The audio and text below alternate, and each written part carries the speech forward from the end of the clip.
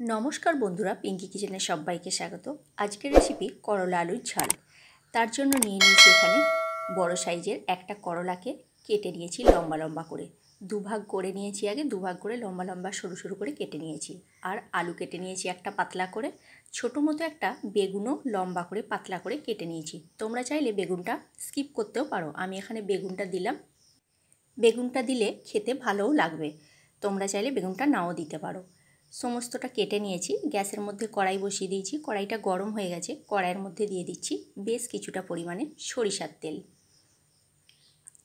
তেল দেখো খুব ভালোভাবে গরম হয়ে গেছে। প্রথমে তেলের মধ্যে আগে করলাগুলোকে ভেজে নেব। আমি যেভাবে রান্নাটা করছি সেইভাবে যদি করো তাহলে কিন্তু করলা একদমই তেতো লাগবে না।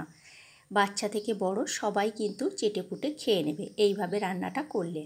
অনেকেই করলা তেতো লাগে বলে খেতে চায় না বা পছন্দও করে না, কিন্তু এইভাবে রান্না করলে করলা একটুও তেতো লাগবে না। আর করলার বীজগুলো কিন্তু আমি ফেলে দিয়েছি, ওটা তোমাদের বলা হয়নি। করলাটা ভাজার সময় সামান্য পরিমাণে একটু হলুদের গুঁড়ো দিয়ে দিচ্ছি।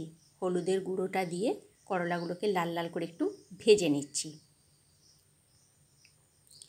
করলা যদি ভালোভাবে ভেজে নেওয়া হয় তাহলে কিন্তু করলার তিতো ভাবটাও চলে যায়।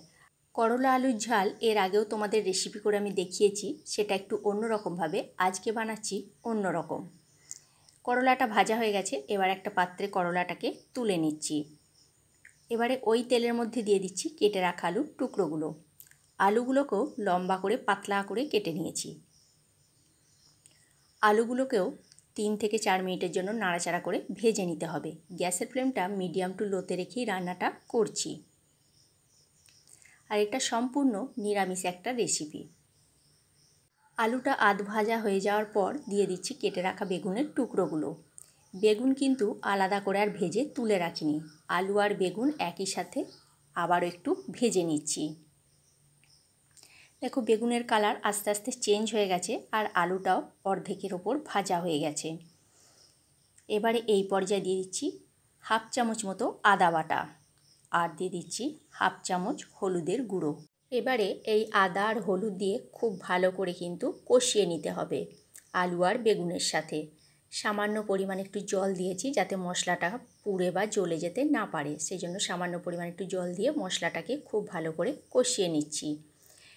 দিয়ে দিচ্ছি এখানে ভেজে রাখা করলাগুলো। করলাটা দিয়ে খুব ভালো করে আবারও 1 মিনিটের জন্য কষিয়ে নিচ্ছি। বন্ধুরা, এটা গরম ভাতের সাথে খেতে দুর্দান্ত লাগে। যারা সুগারের পেশেন্ট তারাও কিন্তু খেতে পারো আলুটা ছাড়া। দেখো কষানো হয়ে গেছে, 1 মিনিটের মতো আমি ভালো করে কষিয়ে নিলাম।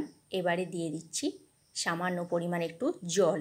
আলুটা যেটা হাফ সিদ্ধ হয়েছে আর একটু হাফ সিদ্ধ হওয়ার জন্য সামান্য পরিমাণে একটু জল দিচ্ছি। হাফ কাপ মতো আমি এখানে জল দিয়েছি, বেশি কিন্তু জলটা দিইনি।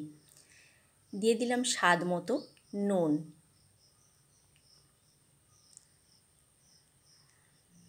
আর দিয়ে দিচ্ছি 2টা চেরা কাঁচা লঙ্কা। কাঁচা লঙ্কাটা দিলে তার স্বাদ এবং গন্ধ দুটোই ভালো লাগে, সেই জন্য 2টো কাঁচা লঙ্কা চেরা ওপর থেকে আমি দিয়ে দিচ্ছি। এটা ততক্ষণ হতে দিচ্ছি, হতে দিতে দিতে আমি একটা মশলা রেডি করে নেব। যে মশলাটা রেডি করে নিচ্ছি সেই মশলাটা তোমাদেরকে দেখিয়ে দিচ্ছি। ছোটো চামচের 1 চামচ সর্ষে আর 1 চামচ পোস্ত, এটা আমি শিলের মধ্যে বেটে নিচ্ছি। সর্ষে আর পোস্তটা খুব ভালো করে মিহি করে আমি এখানে বেটে নেব। তোমরা চাইলে মিক্সিতেও বেটে নিতে পারো, যেহেতু সামান্য পরিমাণে তো সেই জন্য আমি শিলের মধ্যেই এটা বেটে নিচ্ছি। সর্ষে আর পোস্তটা আমার বাটা হয়ে গেছে, এই বাটাটা আমি এবার করলা আলুর মধ্যে দিয়ে দিচ্ছি। দেখো জলটা পুরো একদম মাপে মাপে হয়ে গেছে আর শিল ধোয়া জলটা আমি এখানে দিয়ে দিলাম। দিয়ে 1 মিনিটের মতো এটা নাড়াচাড়া করে নিচ্ছি, সর্ষে আর পোস্তটা খুব ভালো করে যাতে মিশে যায়। আলু ভালোভাবে সিদ্ধ হয়ে গেছে আর করলা তো আগে থেকেই ভাজা। বন্ধুরা, ভিডিওটা ভালো লাগলে আমার চ্যানেলটা সাবস্ক্রাইব করার অনুরোধ রইল। আর ফেসবুক পেজ থেকে দেখে থাকলে আমার পেজটি ফলো করে নিও।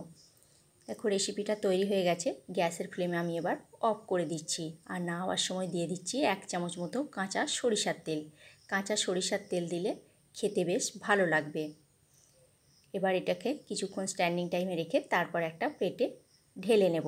তাহলে কেমন লাগলো বন্ধুরা এই করলা আলু ঝালের রেসিপিটা? অবশ্যই কমেন্ট করে কমেন্ট বক্সে জানিও তোমরা। রেসিপিটা ভালো লাগলে অবশ্যই শেয়ার করে দিও। ধন্যবাদ।